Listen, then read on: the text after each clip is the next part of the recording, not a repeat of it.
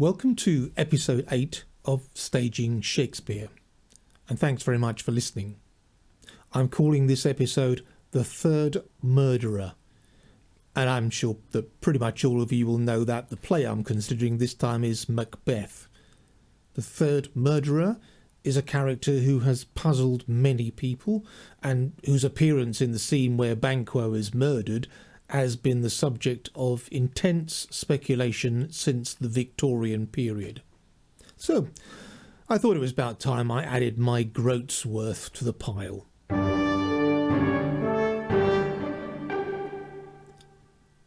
Why bother to talk about the third murderer when there's so much else to talk about in relation to Macbeth? It's a good question, and it's one I'd like to answer right at the start of this podcast. When I began this series of podcasts, I turned first to The Winter's Tale and the famous stage direction Exit Pursued by a Bear. And I did that because if you're putting on a production of the play, people always seem to ask straight away, how are you going to do the bear? Doing the bear is a practical theatre staging problem. And solving practical theatre staging problems in an interesting and appropriate way is what the Staging Shakespeare podcast is about. If you want to listen to a podcast that discusses the character of Leontes or King Lear or Macbeth, I don't doubt there are many out there. But if you want to solve the theatrical problem of how to stage the Dover Cliff scene in King Lear, then I've done a podcast which looks at that question. So when I came to think about Macbeth, it occurred to me that people ask two questions. How are you going to do the witches? And what are you doing about the third murderer? I'll probably get round to the witches another time. But the third murderer is such a peculiarity that I wanted to get to grips with it first. So, here goes.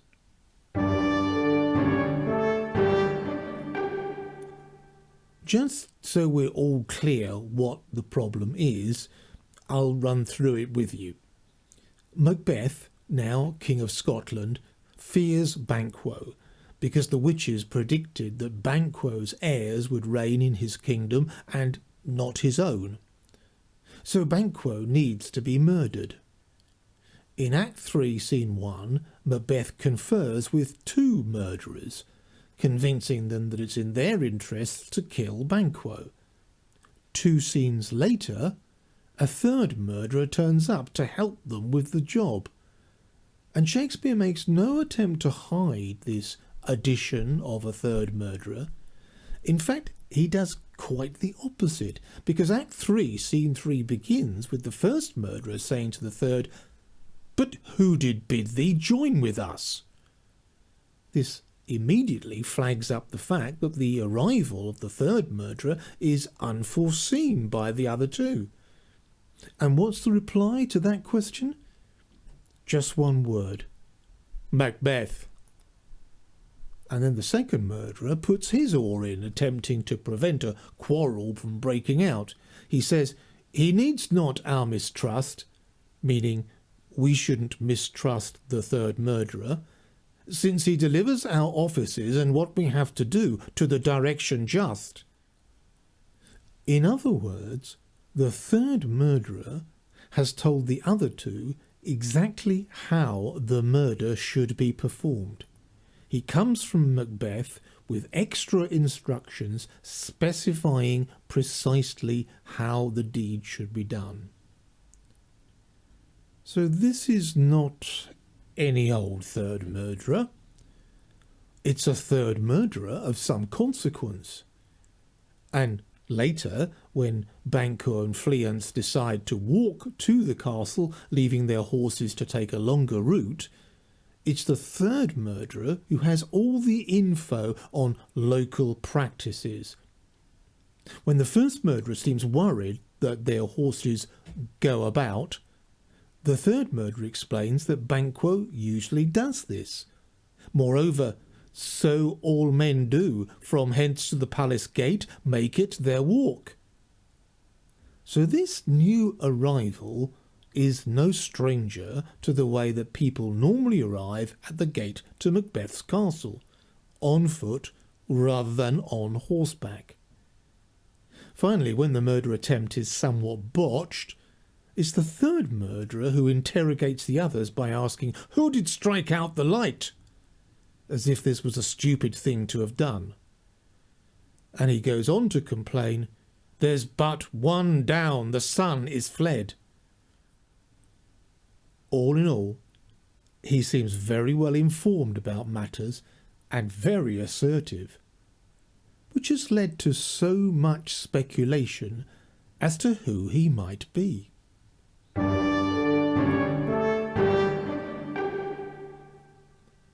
Let's focus for a moment on the problem faced by the director of a production of Macbeth. Quite simply, one of your actors has to play the part of the third murderer. It's as simple as that. You have to choose a human being to say those lines. Now, I would say that you have two immediate choices. If you have a very large company of actors, something which is increasingly rare in the professional theatre, you can give the role of the third murderer to an actor who's hitherto done nothing much. Perhaps you could give it to the person who played the captain in Act 1, Scene 2. Or maybe the actor who's destined to be the first apparition in Act 4. Or Menteith, or Caithness, two thanes who don't have any lines until Act 5. With a large cast, you can do just that, and the third murderer becomes, at a stroke, a rather anonymous character. We never see him again after that one scene. It's the first murderer who reports to Macbeth in the banquet scene, and after that, all three murderers disappear entirely. So that's what I'd call the vanilla choice. The third murderer is there, but he makes little or no impression. But unfortunately, very few companies have that option. So most directors are faced with the second choice, which is to choose an actor who already has a significant role in the rest of the play, and in so doing make not just a practical choice, but a choice which says something about the murder of Banquo and its importance to the structure of the play as a whole. So who are the usual suspects? There are three of them. Over the years, commentators on the play have suggested that the third murderer is Macbeth's servant Seaton. By the way, I prefer that pronunciation of his name rather than Satan, as I don't like to set up a kind of verbal echo of Lucifer. Other commentators have suggested Ross, a suggestion which was picked up and used by Roman Polanski in his film of the play. And finally, our last suspect is Macbeth himself. In fact, that was the first suggestion made in the journal Notes and Queries in 1869 by the critic Alan Park Peyton. And it continues to have a degree of credibility, along with the other two candidates. Perhaps I should add one more suspect, and I don't mean Kaiser Soze. I've also come across the suggestion that the third murderer is the personal servant of Lady Macbeth, the servant who arrives in Act 1, Scene 5 to tell her that Duncan is on his way to their castle. This reading suggests that Lady Macbeth is keeping a watchful eye on what her husband is up to, and is trying to support him in an underhand kind of way. I don't think that idea has found much traction over the years, but I thought I'd throw it in anyway, just to demonstrate how the third murderer continues to create speculation. In truth, it's a conundrum which isn't going to go away, but every director has to solve it in her or his own way. And so that's what I'm going to do. I'm going to try to do, having directed the play twice myself and twice having had to face this dilemma.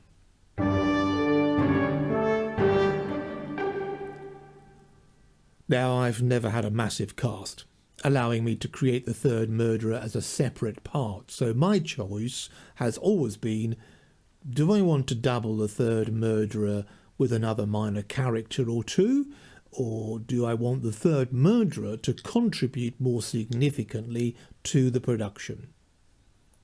I've always opted for the latter, because I simply can't believe that Shakespeare went to so much trouble to draw the audience's attention to the third murderer if he didn't want that character's unexpected appearance to amount to something.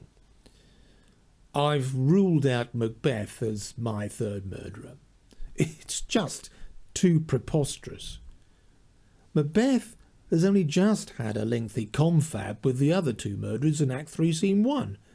If he wants to be the third murderer, Macbeth will have to disguise both his face and his voice. A false beard and a dodgy accent? No way. It's not his style. And he wants to keep his own hands clean of Banquo's blood. That's why he gets the first two murderers to do his dirty work for him. It just doesn't stack up. Now, Ross is a better choice. And it depends very much on the kind of Ross you envisage for your production. A time server who switches allegiances as the wind blows is a possibility. But I can't really square that idea with the scene where Ross is in conversation with Lady Macduff just before she's murdered. Polanski had Ross leave the gate open for the murderers to get in, which was a bold decision on his part, but I don't see it. So my Ross is a man who is essentially noble, and who becomes sufficiently horrified by Macbeth that he travels to England to persuade Malcolm to rebel. I can't have him play the third murderer, therefore. Which only leaves me with Seaton. And that's a choice that I like, because it leads me on to something which allows me to create a situation later in the play which I find very appropriate. As the Thanes fly from Macbeth, he's left in his castle surrounded by very few vassals and servants, and I want those few to remind him of how he got there. Let me just explain what I mean by that.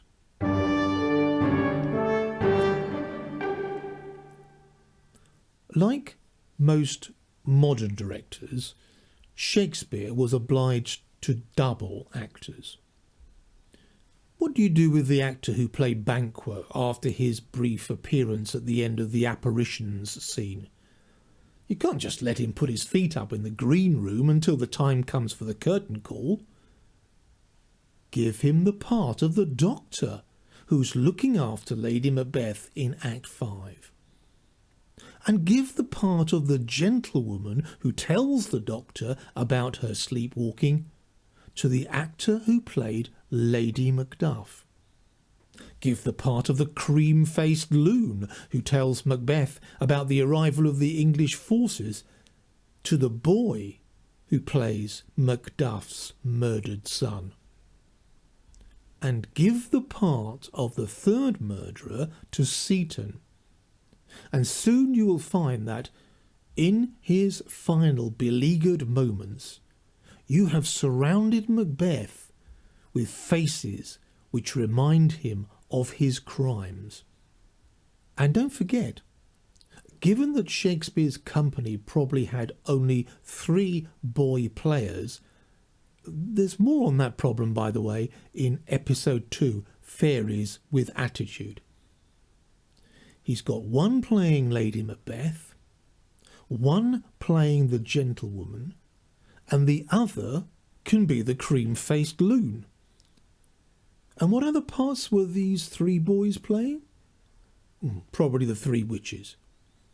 So in his final moments as king, Macbeth sees again before him the faces of the witches and of Banquo, Lady Macduff, Macduff's son, and Seaton, the servant he sent to be the third murderer, to make absolutely sure that his oldest friend didn't make it through the night. Yep, well, that's all for episode 8. Do remember that you can email me at podcaststagingshakespeare@gmail.com. I hope you've found it interesting to think for a little bit about the third murderer. Thanks for listening. Bye now.